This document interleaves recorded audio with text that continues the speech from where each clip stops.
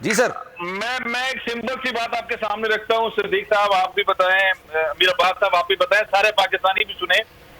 अगर ये नारे चोर है चोर है चोर है कि नहीं होते और ये नारे होते जिंदाबाद जिंदाबाद शहबाज शरीफ जिंदाबाद, तो सूरत हाल क्या होती? क्या फिर ये मामला होता? फिर ये मामला उठता? क्या ये होता?